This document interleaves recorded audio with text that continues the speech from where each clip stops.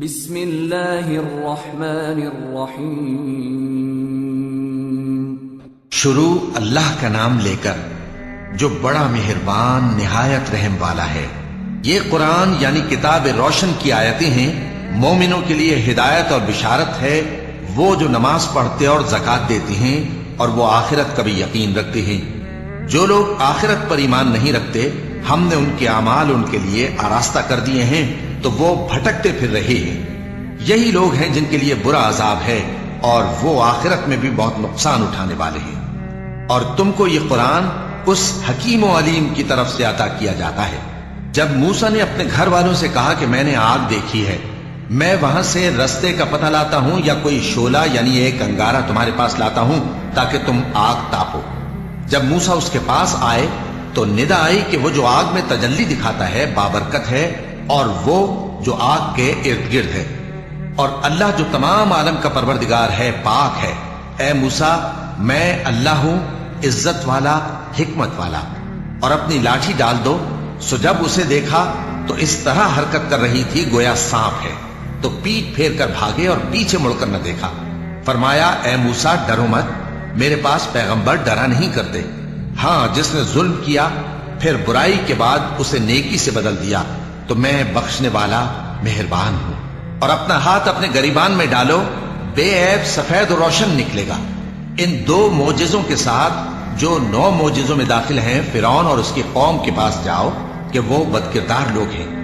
پھر جب ان کے پاس ہماری روشن نشانیاں پہنچیں تو کہنے لگے یہ کھلا جادو ہے، اور بے انصافی اور غرور سے ان کو ماننے سے انکار کیا، جبکہ ان کے دل ان کو مان چکے تھے۔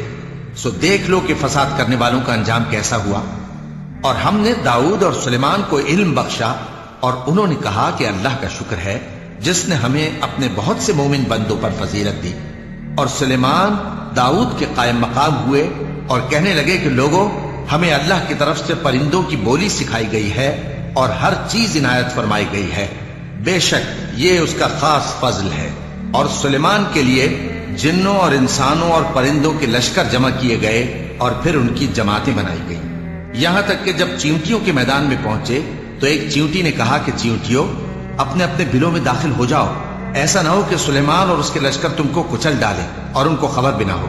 تو وہ اس کی بات سے ہنس پڑے اور کہنے لگے کہ اے پروردگار، مجھے توفیق عنایت کر کہ جو احسان تو نے مجھ پر اور میرے ماں باپ پر کیے ہیں ان کا شکر کروں اور ایسے نیک کام کروں کہ تو ان سے خوش ہو جائے، اور مجھے اپنی رحمت سے اپنے نیک بندوں میں داخل فرما۔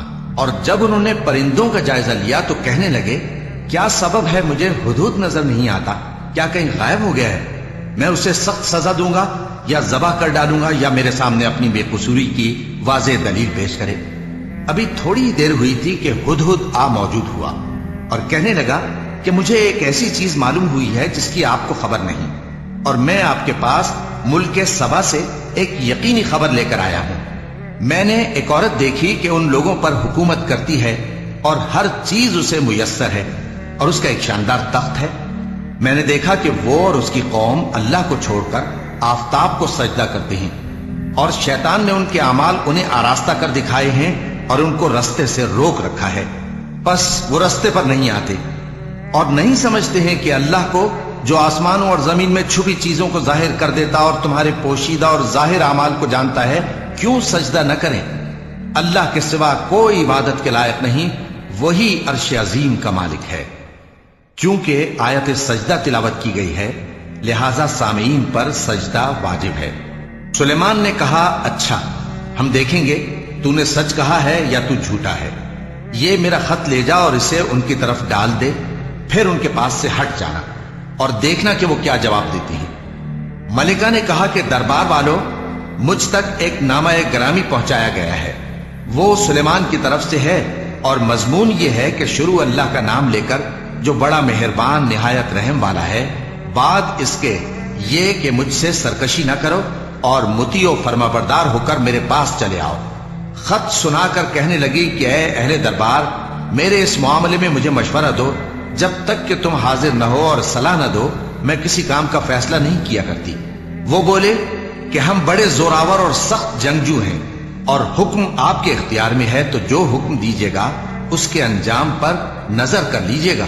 उसने कहा कि बादशाह जब किसी शहर में दाखिल होते हैं तो उसको तबाह कर देते हैं और वहां के इज्जत वालों को जलील कर दिया करते हैं, और इसी तरह ये भी करेंगे। और मैं इनकी तरफ कुछ तोहफा भेजती हूं और देखती हूं कि कासिद क्या जवाब लाते हैं। बस जब कासिद सुलेमान के पास पहुंचा तो सुलेमान ने कहा, क्या तुम मुझे माल से मदद देना चाहते हो? सो जो कुछ अल्लाह ने मुझे अता फरमाया है वो उससे कहीं बेहतर है जो तुम्हें दिया है। हकीकत यह है कि अपने तोहफे से तुम ही खुश होते होगे। उनके पास वापस जाओ, अब हम उन पर ऐसे लश्कर लेकर हमला करेंगे जिनके मुकाबले की उनमें ताकत न होगी, और उनको वहां से बेइज्जत करके निकाल देंगे और वो जलील होंगे। सुलेमान ने कहा कि ऐ दरबार वालों, कोई तुम में ऐसा है कि कबल इसके कि वो लोग फर्माबरदार होकर हमारे पास आए, मलिका का तख्त मेरे पास ले आए? जिन्नात में से एक कवि हैकल जिन ने कहा कि कबल इसके कि आप अपनी जगह से उठें, मैं उसको आपके पास ला हाजिर करता हूं और मुझे इस पर कुदरत भी हासिल है और अमानतदार भी हूं। एक शख्स जिसको किताब इलाही का इल्म था कहने लगा कि मैं आपकी आंख के झपकने से पहले पहले उसे आपके पास हाजिर किए देता हूं। जब सुलेमान ने तख्त को अपने पास रखा हुआ देखा तो कहा कि यह मेरे परवरदिगार का फजल है ताकि मुझे आजमाए कि मैं शुक्र करता हूं या कुफरान नेमत करता हूं। और जो शुक्र करता है तो अपने ही फायदे के लिए शुक्र करता है, और जो नाशुक्री करता है तो मेरा परवरदिगार बेनियाज है, करम करने वाला है। सुलेमान ने कहा कि मलिका के इम्तिहान अक्ल के लिए उसके तख्त की सूरत बदल दो, देखें कि वो सूझ रखती है या उन लोगों में से है जो सूझ नहीं रखते। फिर जब वो आ पहुंची तो पूछा गया कि क्या आपका तख्त भी इसी तरह का है? उसने कहा कि ये तो गोया हू बहू वही है, और हमको इससे पहले ही सुलेमान की अजमत शान का इल्म हो गया था, और हम फर्माबरदार हैं। और वो जो अल्लाह के सिवा दूसरों की परस्तिश करती थी, सुलेमान ने उसको उससे मना किया कि वो काफिरों में से थी। उसके बाद उससे कहा गया कि महल में चलिए।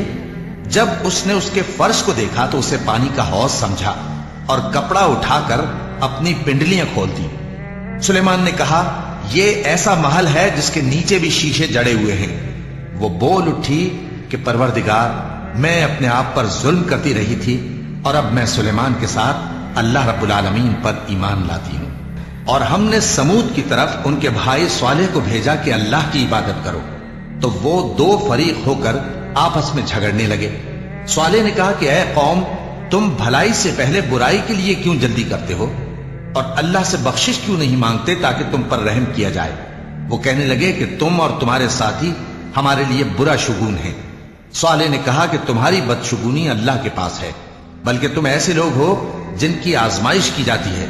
और शहर में 9 शख्स थे जो मुल्क में फसाद किया करते थे और इस्लाह से काम नहीं लेते थे।